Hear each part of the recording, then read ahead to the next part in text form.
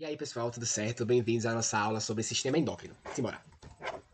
Pessoal, galera, vamos começar pelo começo, né? O que é o sistema endócrino? O sistema endócrino é o conjunto de glândulas endócrinas. Não entendeu? Vamos embora.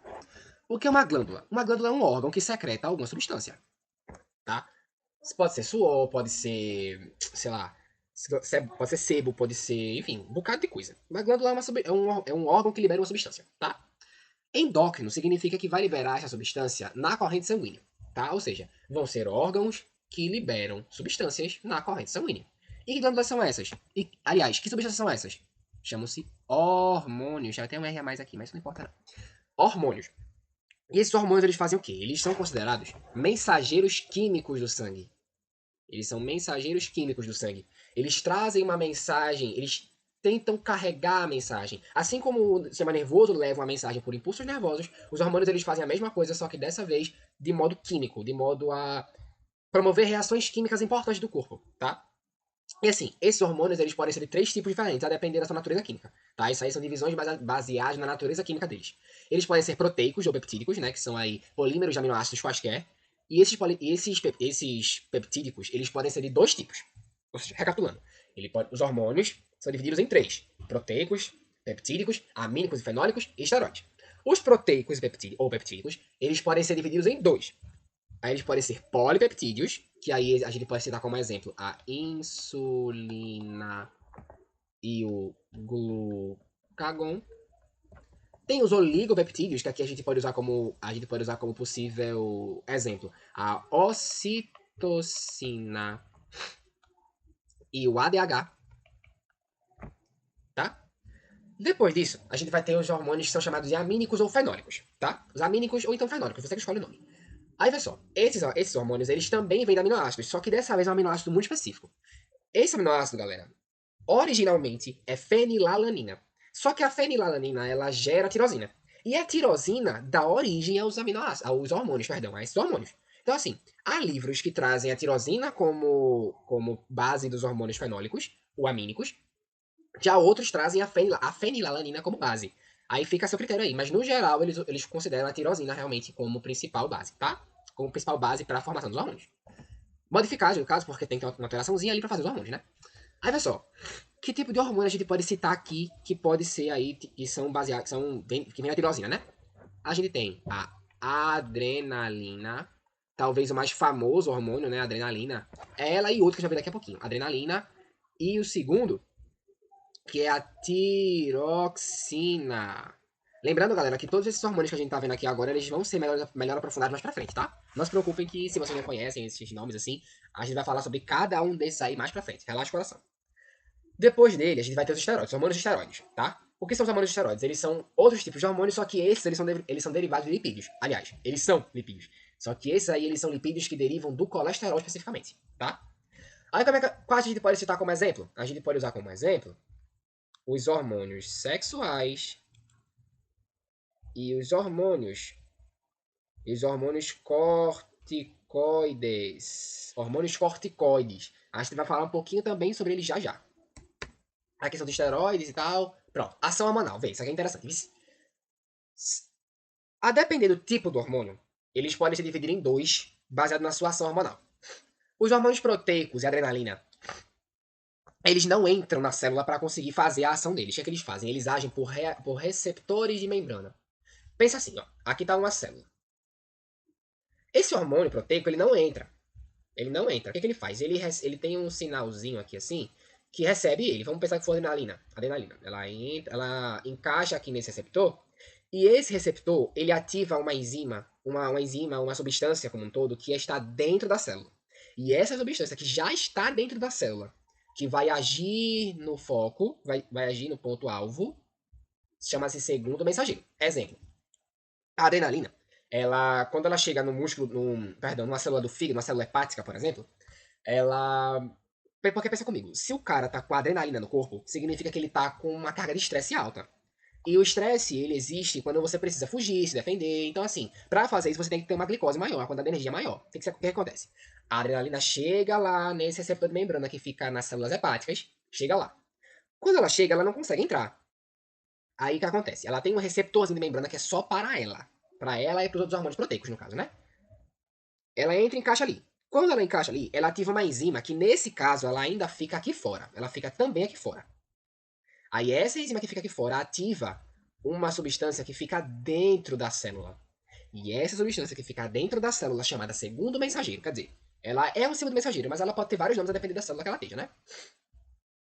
Quando esse segundo mensageiro chega no alvo, no caso aí pode ser a enzima que vai degradar o glicogênio, ela vai chegar na enzima e diz, olha, enzima, ativa aí que a gente precisa de glicose agora. O que, é que a enzima faz? A enzima vai, quebra o glicogênio, transforma em glicose e leva para o sangue, tá? E geralmente, pessoal, esses hormônios proteicos, adrenalina, que trabalham por receptores de membrana, têm ação rápida. Porque meio que já tá tudo pronto ali. Tipo, só tá faltando a adrenalina chegar, porque a enzima tá pronta, o segundo mensageiro tá pronto, tá a postos, só tá esperando, tipo, só tá esperando a adrenalina chegar, sabe? Só tá esperando isso. Já o segundo, galera, é o complexo hormônio-receptor. Pessoal, no caso de hormônios esteroides e tiroxina, eles conseguem entrar pela célula, tá? Então aqui tá uma célula, toda bugada, mas é uma célula sim, respeito que é uma célula.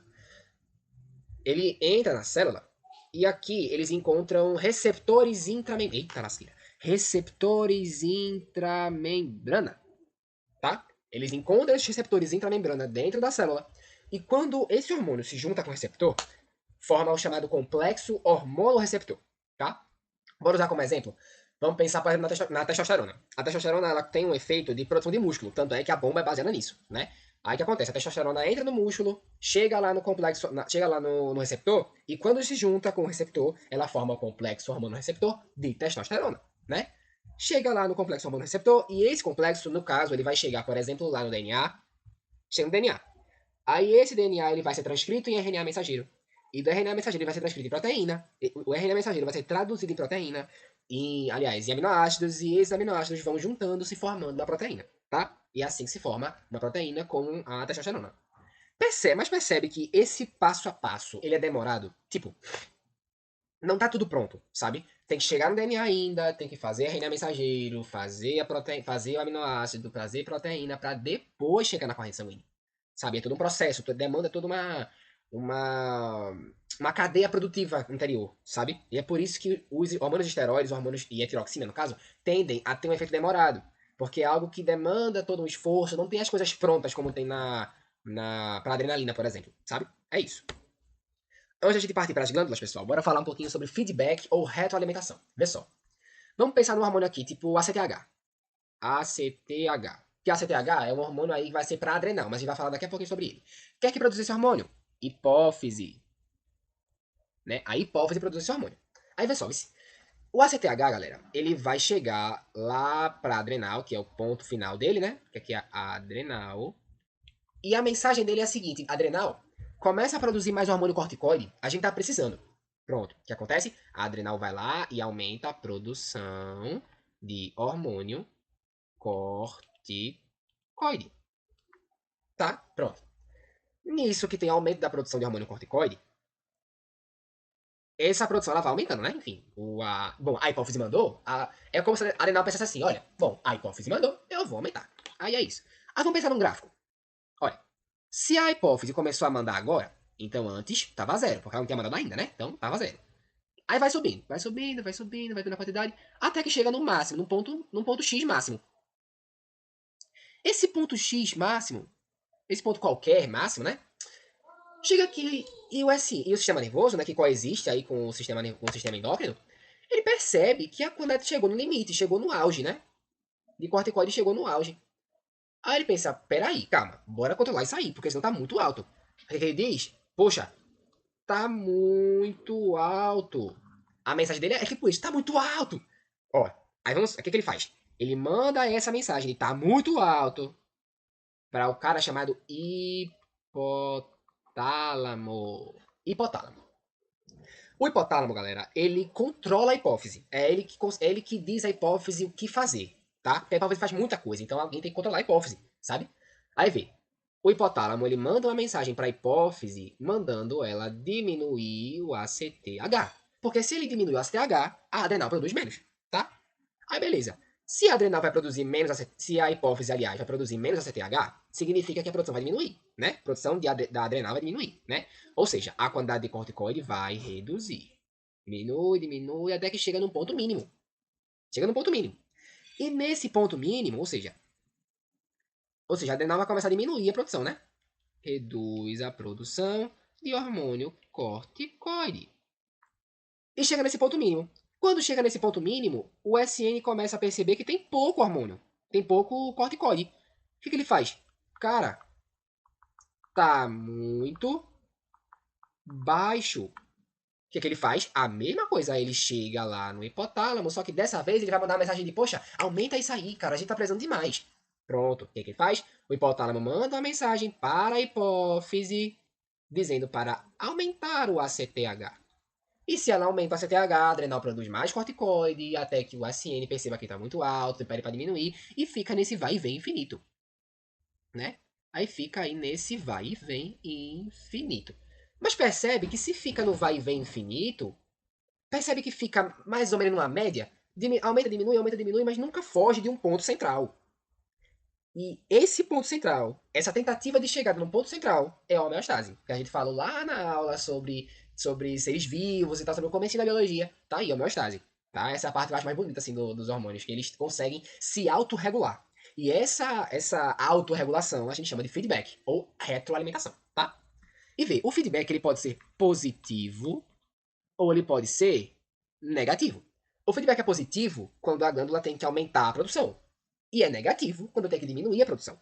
Tá? É isso. No caso aqui, por exemplo, a adrenal produziu mais e o SN pediu para diminuir. Aí quando o SN pede para diminuir, chama-se feedback negativo. No caso, já no outro caso, que a produção diminuiu, o SN pediu para aumentar e o hipotálamo foi lá e mandou aumentar, né? Quando era STH. Agora é positivo. Entendeu? É isso, tá? Agora sim, falando das glândulas, bora falar da hipófise. A hipófise é considerada a glândula mestra do corpo porque ela é mais importante. Ela é aquela que vai mandar os. Ela quem manda nas outras glândulas. É isso. Só que quem manda nela? O hipotálamo. Tá? O hipotálamo é quem manda nela aí, quem vai dizer, olha, faz isso, aquilo outro, tá? E vê só, essa hipófise, ela vai ser subdividida em adenohipófise, hipófise intermediária e neurohipófise. Tem alguns livros que tratam a hipófise intermediária como membro da neurohipófise. Tem alguns, por exemplo, a hipófise intermediária produz um único hormônio. E alguns livros tentam pegar esse hormônio e colocar na neurohipófise. Nem todos eles consideram a hipófise intermediária como uma, sabe? Mas tem alguns que consideram, tá? Isso aqui é um esquema de como é mais ou menos a hipófise, né? Isso aí tá destrinchando mais ou menos cada um dos hormônios que ela vai produzir. São muitos, inclusive. Aí vai só, a adenipófise. A adenipófise, ela é a mais importante parte da hipófise, tá? Porque é nela que são produzidos os hormônios que vão ser encaminhados às outras glândulas, tá? Aí vai só, lembra de tudo, a gente vai ter aí... Ah, antes de começar, tem a parte dos hormônios tróficos e estimulantes. Vê, todo hormônio que a hipófise produz vai ser trófico ou estimulante, tá? Eles vão estimular as outras glândulas a produzir seus hormônios. No caso aqui, por exemplo, o TSH, que é o chamado hormônio tireotrófico. Trófico vai estimular, trófico aí vem de estímulo de alimentação. Vai alimentar a próxima glândula, vai alimentar, entende? Alimentar a produção, digamos assim, sabe? E tíreo, a tireoide. Ou seja, ela vai estimular a tireoide e, no caso, produzir um hormônio chamado tiroxina. Tá certo? Vai começar a produzir um hormônio chamado tiroxina. Essa tiroxina, galera, ela vai ser importante porque ela vai agir no metabolismo do corpo humano, ela vai agir na respiração celular, por exemplo, então é um hormônio muito importante. Já o ACTH, que a gente viu agora há pouco, né, vai ser o hormônio adrenocorticotrófico. Ah, não muito grande. Destrincha ele, pô. Vê. Trófico é estimulante, né? A maioria dos hormônios da hipófise vai ter trófico porque ele estimula, tá? Então, trófico é isso. Adrenal, ele vai estimular a adrenal. Estimular a adrenal. Corticoide. Ou seja, ele vai estimular a adrenal a produzir corticoide. Tá? É isso. O próximo tipo de hormônio que a gente vai ter vai ser os hormônios, vai ser os gonadotróficos hipofisários. Ah, é um nome grande. Destrincha ele, puxa. V. Hipofisário, que é da hipófise. Trófico e estimulante. Ou seja, é um hormônio estimulante produzido na hipófise que estimula o quê? As gônadas. O que são gônadas? São as glândulas do corpo que produzem hormônios sexuais. Tá? Então, assim, esses hormônios que a hipófise produz vão estimular as gônadas a fazer o trabalho delas. Tá? Vê só. Os dois principais hormônios gonadotrófico e hipofisário que a gente vai ter é o FSH e o LH. O primeiro é o hormônio folículo estimulante e de baixo é o hormônio luteinizante, tá? Hormônio folículo estimulante. e o hormônio luteinizante. Cada um deles aí vai agir nas gônadas para começar a produzir os hormônios sexuais, tá? A função deles é essa, produzir hormônios sexuais, tá? Prolactina. A prolactina ela vai servir para estimular a lactação, estimular a formação de leite materno, tá? Pelas mulheres, pelas mães principalmente, no caso, né? Já o STH e o GH, galera, vê só. O STH, ele é chamado assim, ele tem essa abreviação porque em inglês o nome dele é hormônio trófico do soma. E o GH é o hormônio do crescimento. É a mesma coisa. Os dois são a mesma coisa, é o mesmo hormônio, tá? Mas vê só. Esse hormônio, STH ou GH, dependendo aí do nome que você escolha, eles são direcionados ao fígado. Ele chega no fígado para que o fígado produza somatomedina. Somatomedina. Olha o que a somatomedina faz. Ela vai nas cartilagens ósseas e as cartilagens ósseas aumentam. Ela faz com que a cartilagem óssea aumente de tamanho. E quando isso acontece, você cresce. Entendeu? É por isso aí que vai ser o hormônio do crescimento. Porque esse hormônio vai chegar no fígado e o fígado produz somatomedina que vai chegar nas cartilagens dos ossos e elas vão aumentar. Quando a cartilagem do osso aumenta, você aumenta também. Tá? Pronto. Já a neurohipófise, galera. Aquilo ali é tudo da adenipófise, tá? Agora, a neurohipófise. A neurohipófise ela vai ter a função de armazenar e liberar hormônios do hipotálamo. O que o hipotálamo produz, a neurohipófise armazena e libera.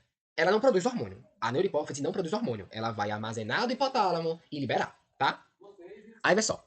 Primeiro hormônio que ela libera, ocitocina. Eu já vi escrever ocitocina com 2 Cs e um C só. Então, assim, a ocitocina, galera, ela vai ser responsável por diversas coisas, mas principalmente ela vai servir para estimular as contrações uterinas.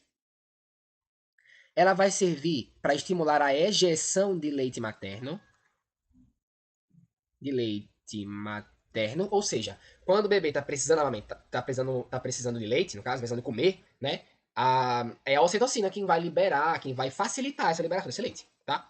E por último, mais ou menos importante, a ocitocina ela faz parte do processo de relações afetivas. Relações afetivas. Se você estiver aí apaixonado, se você estiver aí deitado na cama, pensando nela, pensando nele, no seu caso, pensando nele, né? Ele é a ocitocina que tá trabalhando, tá? Se você está sofrendo por amor, a ocitocina, culpa a ocitocina, sabe? Culpa a ocitocina. Enfim, o ADH, né, passando a ocitocina, o ADH, ele vai ser responsável pela produção, aliás, ele vai ser chamado de hormônio antidiurético, tá? O que ele vai fazer? Ele vai evitar que você desidrate. Ele vai chegar lá nos túbulos renais, que tem, enfim, lá nos rins, no caso, né? Vai chegar lá nos rins e ele vai favorecer a reabsorção de água, tá? Ele vai reabsorver a água para fazer com que você não desidrate, tá? É isso. Aí, vê só, esse aqui é o MSH. O que é o MSH? É o hormônio melanotrófico. Por que ele tá com esse asterístico? Porque esse aí é o hormônio que alguns livros didáticos colocam como sendo da neurohipófise, já outros colocam como sendo da hipófise intermediária, tá? O que ele faz? Ele vai produzir melanina.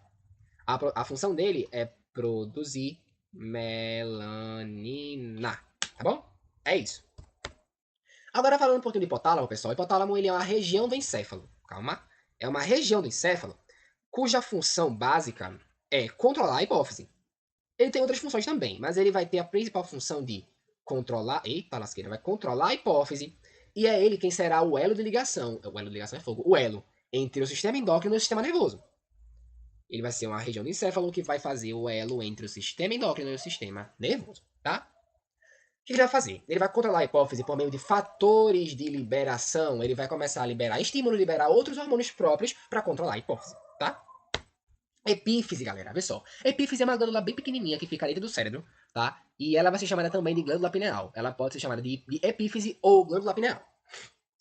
O que acontece? A melatonina vai ser produzida nela. E o que é melatonina? Melatonina é um hormônio que é produzido durante seu sono. Produzido basicamente para dar sono, sabe? Ele vai dar seu sono, e outra coisa, ele é produzido única e exclusivamente durante a escuridão. Durante a escuridão é quando a melatonina vai chegar ao seu máximo de efeito, sabe? A epífise entende que durante a noite é para dormir e o dia é para trabalhar, para fazer qualquer outra coisa. Mas aí a noite é para dormir Quando vai chegando a noite, vai ficando mais escuro, a melatonina entende que você precisa descansar. Precisa descansar, então agora é hora de relaxar, de dormir. Por isso é um problema, por exemplo, do uso do celular antes de dormir. Porque a claridade do celular é suficiente para fazer com que a glândula pineal entenda que aquilo ali já tá de manhã, sabe? Por isso que muitos médicos recomendam que não é para usar celular antes de dormir, por causa disso, tá? Saindo um pouquinho agora do cérebro, né, das regiões do cérebro, bora falar um pouco da tireoide. A tireoide, pessoal, ela é uma outra glândula, só que dessa vez ela fica no pescoço. Ela fica no pescoço, abaixo da laringe, como vocês estão vendo aqui, abaixo da laringe e acima da traqueia. Fica aí no meio da tireoide. A tireoide é formada por dois lobos, né? Dois lobos, aqui um do lado do outro. E no meio entre os dois, galera, tem aí o istmo. O istmo aí que é uma ligação entre os dois. Ele vai conectar os dois lobos da tireoide, perdão. Tá? O que acontece? A tireoide ela vai produzir dois hormônios. A tiroxina e a tireocalcitonina. Ou só calcitonina, depende aí do que você queira falar. A tiroxina, ela existe em dois tipos. Tem a triiodotironina e a tetraiodotironina. O que acontece? A verdadeira tiroxina, assim, a que é realmente tiroxina, é a tetraiodotironina. Mas o de cima também pode ser considerado porque é como se fosse uma fase antes, digamos assim. Sabe?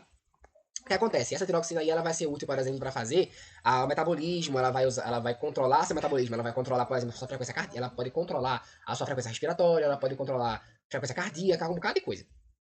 Já a tireocalcitonina, ela vai estimular a sua produção de outras coisas.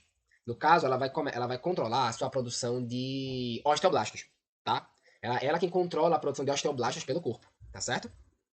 Aí o que acontece? Esses osteoblastos, galera, eles vão ser responsáveis aí por estruturar seu osso, basicamente. Eles vão ter aí a sua função de estruturar o osso, de fazer todo esse processo, tá? Aí vê só, quando tem pouca tiroxina no corpo, se teu corpo tá com baixa tiroxina, lembra do feedback negativo? Do positivo, aliás? Se tem pouca tiroxina, o SN percebe isso e vai tentar mandar mensagem lá pro hipotálamo para dizer para a tireoide produzir mais hormônio que estimule a tireoide a produzir, tá certo? Mas vê só. E para isso acontecer, para a tireoide conseguir fazer os hormônios dela, ela precisa de iodo. Tanto é que nos hormônios tem escrito iodo, né? Aí o que acontece? Se falta iodo, a tireoide não consegue atender a esse pedido da hipófise de começar a produção. O que acontece? Ela aumenta de tamanho para tentar produzir, para tentar absorver o máximo de iodo possível. E quando ela aumenta de tamanho, ela vai gerar o chamado bócio. O que é bócio? Bócio é uma doença decorrida do hipotiroidismo. Hipotiroidismo significa uma baixa função da tireoide. Ou seja, a tireoide está funcionando abaixo do que deveria. Tá certo? É isso. As paratireoides, galera, são glândulas que existem paralelas à tireoide. Elas existem grudadas à tireoide. E elas produzem o chamado paratormônio. Vai ser responsável aí pela ativação dos osteoclastos. O que são os osteoclastos? Eles são células dos ossos que vão ser responsáveis pela regeneração da matriz óssea. Ele vai pegar essa matriz óssea, degradar, jogar no sangue, aí do sangue volta para o osso e fica nesse ciclo. Quando isso não acontece, a gente vai ter a tetania. Tetania aí que vai ser exatamente a falta dessa regeneração dos ossos, sabe? Vai ser chamada aí pelo hipotiroidismo, tá? Pâncreas, pessoal, pâncreas. O pâncreas, ele é, digamos, um organelo uma glândula um tanto esquecida. Porque, tipo, ele tem uma função que é muito importante, assim, a função dele é importantíssima. Só que o povo não lembra dele, sabe? Ninguém lembra dele, mas ele é importante, ele é super importante, inclusive. Respeite seu pâncreas, respeite seu pâncreas. É importante sim. Enfim, ele é uma glândula mista. Por quê? Porque ele tanto manda substâncias endócrinas quanto exócrinas. O que ele produz exócrina? Quais são as substâncias endócrinas que ele produz? Ele produz os sucos pancreáticos, que vão ser usados aqui, ó, no duodeno, né? Mas como aqui a gente tá falando de sistema endócrino, bora falar dos hormônios, né? Vê só. Ilhota pancreática vão ser os locais nos quais ele vai começar a produzir os hormônios que ele vai mandar na corrente sanguínea. E essa ilhota pancreática tá até aqui do lado, ó. Vê só, calma, essa parte é complicada, vê só. É como se tivesse uma junçãozinha de várias células, assim. Imagina que tá pegando areia na praia. Pega areia na praia assim. Pronto. Aqui tá areia na praia, tá? Imagina que tá areia na praia. Aqui tá areia na praia. E é como se cada grãozinho desse fosse uma célula específica, tá? E assim, dentro dessa minha mãozinha, cheia de areia da praia, eu vou ter vários tipos de grãos diferentes. Aí vamos fazer o paralelo agora com o pâncreas. É como se eu pegasse a minha mãozinha e enchesse de células. E essas células delas, existem grupos celulares que vão fazer cada uma a sua função. Dentro desse bolinho de células aqui, eu vou chamar de células alfa. Eu vou ter o que eu vou chamar de células alfa, células beta, tá escrito errado aqui, células beta e células delta. As células alfa, aqui nesse meu bolinho de células, eu vou ter alguns pontinhos aqui que vão ser células alfa. E essas células alfa vão produzir o glucagon. As beta vão produzir a insulina e as delta produzirão a somatostatina. Aí vê só. O glucagon, ele vai servir para pegar a glicose que eu já, aliás, ele vai pegar o glicogênio que eu tenho no fígado e vai quebrar para produzir aí, para lançar de novo essa glicose no corpo, tá? A insulina, ela vai fazer o contrário. Ela pega a glicose que está no sangue e coloca de volta no fígado para conseguir armazenar tudo isso, tá? As células delta, galera, vão produzir a somatostatina. E o que é a somatostatina? A somatostatina ela vai, ela vai fazer uma função bem diferente. Ela vai fazer com que a somatomedina, que é produzida lá no fígado, que a gente viu agora há pouco, ela seja inibida. Ela vai inibir a produção de somatomedina para que você não cresça demais. Sabe, quando você está crescendo muito, sei lá, quando tem muita somatostatina, ela vai. Aliás, quando tem muita somatomedina no fígado, sendo produzida pelo fígado, a somatostatina vai atuar e dizer: olha, tá bom, segura. Segura isso aí. Não tem condições de continuar assim, não. Calma, tranquilo, relaxe. É isso, tá? A somatostatina vai pegar essa. Vai chegar lá no fígado e dizer: cara, calma, calma, relaxa, respira. Tá? É isso, galera. Aí vê só. Isso aqui é uma parte bem importante, tá? Diabetes. Vamos lá. A diabetes, pessoal, ela tem vários tipos. Existem vários tipos de diabetes. Mas a principal e a mais comum chama-se diabetes mellitus. O que acontece? A diabetes mellitus, galera, é assim chamada, é uma doença que existe quando a gente tem uma deficiência de insulina. Quando a quantidade de insulina está muito baixa, quando a quantidade de insulina é baixa se comparado à quantidade de a concentração a glicemia do sangue, quando a gente tem uma insulina baixa se comparado à concentração de glicose no sangue, né, que é a glicemia, a gente vai ter diabetes, tá? E assim, a diabetes, pessoal, é uma doença muito complicada, porque ela pode acontecer de várias formas, ela tem vários sintomas, por exemplo. Ela pode ter aí, o principal deles, no caso, é a hiperglicemia, tá? Sintomas. Hiperglicemia. Vê só. Se o cara come, assim, é porque tem dois tipos de diabetes. A diabetes tipo 1 e a diabetes tipo 2. A tipo 1, ela é basicamente uma herança genética. Ela é uma herança genética que faz com que a pessoa, por natureza, produza menos insulina do que ela deveria, tá? É um caso muito raro. Aliás, não é muito raro, mas é um caso difícil de acontecer. Porque, tipo, é, é mais comum que a pessoa desenvolva diabetes do que a pessoa tenha o azar de nascer uma falha genética a esse ponto. Mas caso ela venha desenvolver essa diabetes tipo 2, que é também chamada de diabetes tardia, né? Ela vai acontecer majoritariamente quando a pessoa ela tem um consumo glicêmico muito grande. Quando a pessoa ela consome muito açúcar e não gasta esse açúcar, sabe? Aí o que acontece? Vai ter um pico de açúcar muito grande e o pâncreas não consegue produzir insulina suficiente. Ou seja, tem uma deficiência de insulina se comparado ao índice glicêmico. Se eu tenho um alto índice glicêmico e pouca insulina para trabalhar sobre esse alto índice glicêmico, eu vou ter hiperglicemia, tá? Aí o que acontece?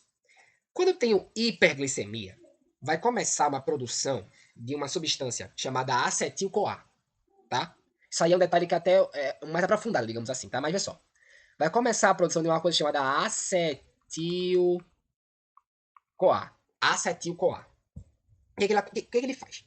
Ele vai pegar essa glicemia que está em excesso e vai redistribuir. Tipo, poxa, o sangue tá. Cara, o sangue tem muita coisa aqui. Bora fazer o seguinte: bora pegar essa glicemia que tá em excesso e a gente vai tentar espalhar, tá ligado? Que a gente tem que fazer alguma coisa aqui, senão vai dar tudo errado aqui, pô. A gente tem que fazer alguma coisa. Pronto. Quando ele tenta fazer isso, quando ele tenta espalhar a glicemia ao máximo para evitar que tenha um pico de glicemia, você fique, ai meu Deus, meu Deus, meu Deus, meu Deus, o que acontece? Ele vai pegar essa glicemia e tentar espalhar. Mas quando ele faz isso, acaba que o principal produto que ele vai gerar vai ser algo chamado ácido acetoacético, tá? Ele vai gerar um ácido. Vai gerar um ácido. Só que esse ácido, galera, quando ele tá no sangue, ele acidifica o sangue. E como é que a gente chama esse acidificação? Acidificação é acidose. Acidose do sangue. O sangue fica ácido. E se o sangue ficar muito ácido, então assim, quanto mais glicemia eu tenho, mais acetil-CoA eu vou ter, mais ácido eu vou produzir e mais ácido meu sangue vai ficar. E se meu sangue vai ficando cada vez mais ácido, pode chegar um momento crítico, um momento de pane geral, assim, em que acontece o chamado coma hiperglicêmico. Coma hiperglicêmico. Acontece quando tem uma glicemia tão alta no teu corpo e teu sangue vai ficando cada vez mais ácido a ponto de tu, ter de tu entrar em estado de coma por causa disso, sabe? Aí vê só, além dessa hiperglicemia, também pode acontecer um negócio chamado aterosclerose. É um nome bem esquisito. É esquisito e a doença que ele causa é pior. Aterosclerose. O que é aterosclerose? Aterosclerose. A aterosclerose, galera, é uma doença que faz com que, aliás, é uma doença que é causada pelo aumento da quantidade de gordura nos vasos sanguíneos. Lembra que que a glicemia, a glicose, ela vira gordura, né? Ela vai virar gordura pelo corpo. Então, às vezes acontece de ter muita gordura passando pelo corpo. E essa gordura, se ela for uma gordura ruim, né? Gordura ruim, ela pode acabar entupindo uma artéria. E se ela entope uma artéria, gera aterosclerose. E esse entupimento de uma artéria chama-se aterosclerose, por causa de algum coágulo, no caso, um acúmulo de gordura, né?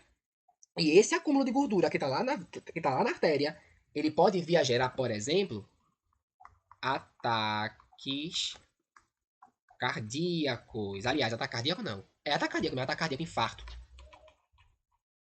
Infarto do miocárdio, tá? É isso. Esse aí é alguns, né, dos problemas aí da diabetes, tá? Vê só, passando agora mudando agora de glândula, né? Bora falar agora das adrenais. As glândulas adrenais, galera, eles ficam sobre os rins, elas ficam sempre sobre os rins, tá? E elas servem para produzir hormônios de esteroides e adrenalina, tá? Elas produzem hormônios de esteroides onde? Aqui no córtex. Córtex, a camada mais externa da adrenal. É ela que vai produzir os hormônios de esteroides. Exemplo, a gente vai ter, por exemplo, o cortisol. Vai ter algumas outras como exemplo também, tá? Vai ter aí a aldosterona, vai ter aí, por exemplo, a testosterona. São todos hormônios corticoides que a gente vai produzir aí durante vai ser produzida aí no córtex adrenal, tá? Já a medula adrenal, ela produz a adrenalina, que aí é outro negócio. A adrenalina, ela é responsável, por exemplo, pelo seu estado de estresse, por causar toda uma mudança no corpo que vai te preparar pra luta, pra fuga, pra batalha, pra um bocado de coisa, tá? Essa é a função da adrenal, beleza? Aí, assim, esses hormônios corticoides, eles têm algumas subdivisões. Só que elas não são, assim, tão cobradas, elas não são tantas assim, sabe? Elas são menores, digamos assim, sabe? Elas são aí menorzinhas. Mas vê só, pra não dizer que a gente não comentou, esses hormônios corticoides, eles podem ser subdivididos em mineral corticoides, cadê? Mineral corticoides. Eles podem ser glicocorticoides, e eles podem ser androgênios. Androgênios. Dá um exemplo de mineral. Mineral, a gente pode usar como exemplo o cortisol, tá? Aliás, aldosterona, perdão, aldosterona. Aldosterona. O glico, a gente dá como exemplo o cortisol. E o andrógeno, a testosterona, tá certo? A adrenalina é uma só, tá? Aí, bom, isso aqui é o que a gente ia falar, né? O mineral corticoide, são os mineralocorticoides, que eles vão controlar o teor de sal que tem no sangue, tá? Eles controlam, eles mudam aí o teor de sal que tem no sangue. Por isso a aldosterona existe. O aldosterona ele vai lá também, lá nos rins, só que dessa vez para controlar a quantidade de sal que fica na urina, tá? Os glicocorticoides, eles controlam o teor de açúcar que tem no sangue. A cortisona, ou cortisol, por exemplo, o que ele vai fazer? Ele vai também ser vinculado ao estresse, só que dessa vez ele vai começar a atuar pegando esse açúcar e começando e estimular o consumo dele. Tipo, olha, bora trabalhar, porque agora a gente tem que ter energia. Por exemplo, o cortisol, por exemplo, é o que faz você acordar. Enquanto a melatonina te faz dormir, o cortisol te faz acordar. Por isso muita gente acorda estressada, acorda, saco, sabe? É isso, o cortisol. O cortisol ele vai fazer com que você pegue glicose e quebre glicose para gerar energia, tá? E os androgênios aí são os hormônios sexuais, tá? A adrenal, ela também produz hormônios sexuais. Por exemplo, testosterona, tá? E por fim, a gente vai ter aí as glândulas sexuais, né? Que vão produzir só isso, o hormônio sexual.